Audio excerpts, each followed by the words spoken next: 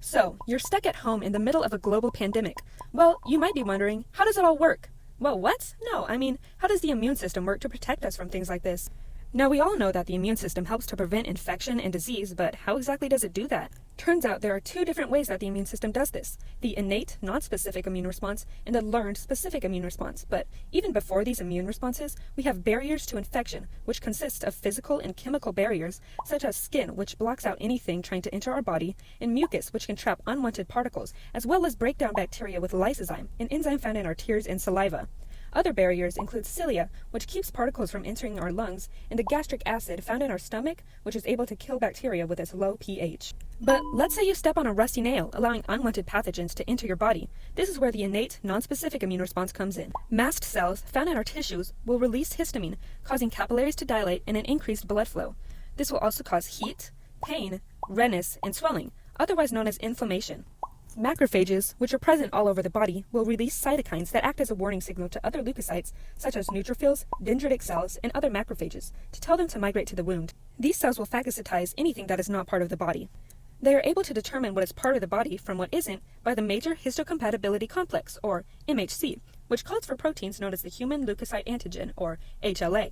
These proteins are present in all cells that are part of the body, so if the leukocyte identifies a cell with the HLA, it will not consume it.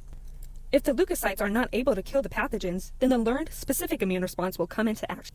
The dendritic cells from the innate response will break down the pathogen and present the pieces on its surface in an action called antigen presentation.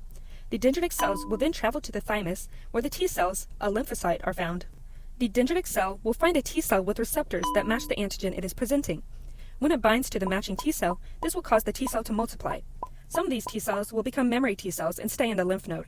Some will go to the site of infection and help to kill the pathogen, and others will activate B cells, another type of lymphocyte, in the lymph node. These B cells will produce thousands of antibodies that will saturate the body and bind to the specific antigens on the pathogens that are entering the body.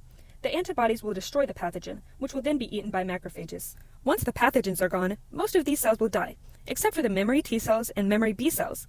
These cells stay behind and remember the antigen so that it can be quickly destroyed if it ever enters the body again. This will make your body practically immune to this pathogen because if you ever get it again, it will be destroyed before you have the chance to get sick. This is also why vaccines work. Vaccines can be made up of an inactive pathogen, a weakened pathogen, or just the antigen from a pathogen. These will trigger the immune response without developing into the full-blown disease and allow the memory T cells and memory B cells to be able to quickly recognize and kill the pathogen if it ever enters your body in the future. The immune system is very complex and there's so much more to it, but it is always working hard to get rid of invaders in your body. So, whenever you don't feel sick, thank your immune system.